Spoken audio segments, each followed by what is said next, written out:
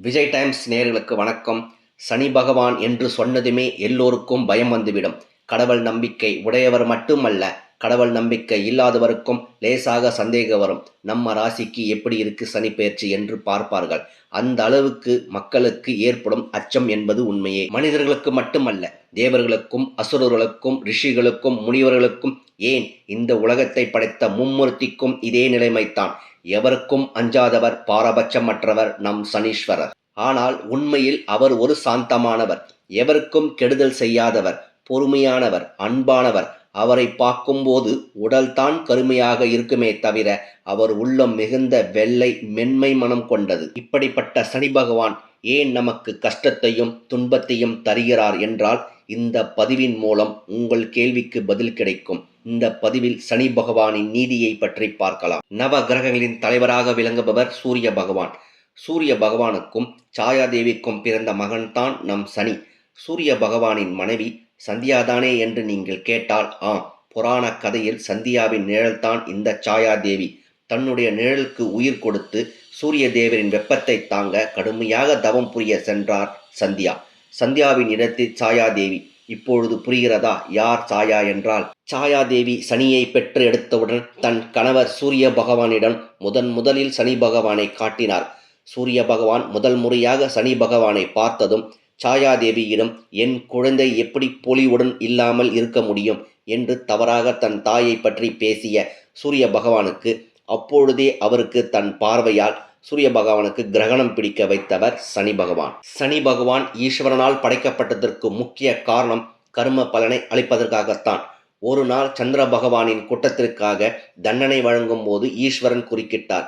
ஏன் சந்திர பகவானுக்கு தண்டனை கொடுக்கிறார் என்று சனியிடம் அவர் கேட்க, அதற்கு சனி, சந்திர பகவான் சூரிய பகவானின் மகளாகிய யமியிடம் தவறாக நடக்க முயற்சி செய்ததால் அவருக்கு தண்டனை கொடுக்கப் போகிறேன் என்று சொன்னார். ஆனால் ஈஸ்வரனோ சந்திர பகவான் மும்மூர்த்திகளில் ஒருவரான பிரம்மதேவரின் மகன், தண்டனை விலக்கு அளிக்குமாறு அவர் கேட்க சனி மறுத்துவிட்டார்.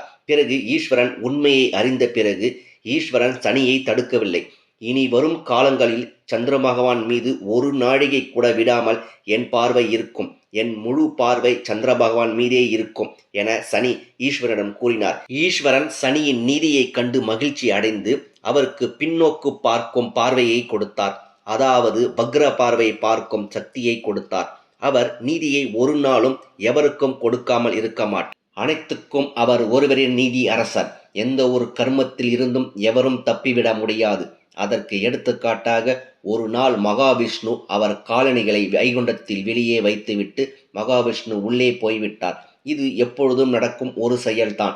அன்று மகாவிஷ்ணுவின் சங்கும் சுதர்சன் சக்கரமும் ஏளனமாய் காலணியை பார்த்து சிரிக்க, எதற்காக என்னை ஏளனமாய் பார்த்து சிரிக்கிறீர்கள் என்று சங்கையும் சுதர்சன சக்கரத்தையும் கேட்க, நீ மகாவிஷ்ணுவை சுமந்தாலும் உன்னை அவர் வெளியே தான் வைக்கிறார், ஆனால் நாங்கள் அப்படி இல்லை, உன்னை விட மேலானவர்கள் என்று அவர்களின் ஆணவமாக பேச்சை கேட்டு மகாவிஷ்ணுவின் காலணிகள் வருத்தப்பட்டு கொண்டிருந்தது. எப்பொழுதும் போலவும் மகாவிஷ்ணு தன் காலணிகளை அணிந்த போது காலணிகள் வருத்தத்தில் இருந்ததை பார்த்தார். தன் காலணிகளிடம் என்ன நடந்தது என்று கேட்க, மகாவிஷ்ணுவிடம் நடந்தவற்றை எல்லாம் சொன்னது காலணிகள். உடனே மகாவிஷ்ணு, கவலைப்படாதே, சங்கும் சுதர்சனம் சக்கரத்திற்கும் அவர்கள் செய்த கர்மத்திற்கு உரிய தண்டனை வழங்க சனி பார்த்து கொள்வான் என்று தன் காலணிகளை சமாதானம் செய்தார். ராமராக அவதாரம் எடுத்தார் மகாவிஷ்ணு. அவருடன் ஆதிசேஷன் லக்ஷ்மணனாகவும் சங்கு பரதனாகவும் சுதர்சன் சக்கரம் சத்ருகனாகவும் பிறந்தார்கள். ராமர் தன் மனைவி சீதா மற்றும் லட்சுமணுடன் வனவாசம் சென்றபோது பரதனும் சத்ருகனும் ராமரின் காலணிகளை சிம்மாசனத்தில் வைத்து ராமர் திரும்பி வரும் வரை காலணிகளுக்கு பூஜை செய்தனர். இதுவே அவர்கள் கர்மத்தின் தண்டனை என மகாவிஷ்ணுவின் காலணிகளுக்கு உணர்த்தினார் சனி. மக்களே, சனி பகவானை கண்டு அஞ்ச தேவையில்லை. நாம் செய்யும் ஒவ்வொரு கர்ம வினைக்குத்தான் அவர் கர்ம பலனை தருகிறார். நாம் யாருக்கும் தீங்கு செய்யாமல் வாழ்ந்தால் அவர் எப்பொழுதும் நம்மை கஷ்டப்படுத்த மாட்டார். நாம் நம் செயலை உணர்ந்து செய்தால் போதும். நினைவில் கொள்ளுங்கள், நம் தவறு யாருக்கும் தெரியாது என்று நினைத்து கொண்டிருக்கும் நபர்களுக்கு சனி பகவான் ஒருவர் பார்த்து கொண்டு இருக்கிறார். எவரும் அவரிடமிருந்து தப்பிக்க முடியாது. பலனை அனுபவித்தே தீர வேண்டும். எந்த பரிகாரமும் அவரிடம் செல்லுபடியாகாது. இந்த பதிவின் கருத்துக்களை வரவேற்கிறேன். உங்கள் கருத்துக்களை கீழே கமெண்டில் தெரிவிக்கவும். இந்த பதிவு உங்களுக்கு பிடித்திருந்தால் லைக் செய்து மற்றவர்களுக்கும் பகிரவும். மேலும் தகவல் அறிய விஜய் டைம்ஸ் சேனலை சப்ஸ்கிரைப் செய்யவும். நன்றி, வணக்கம்.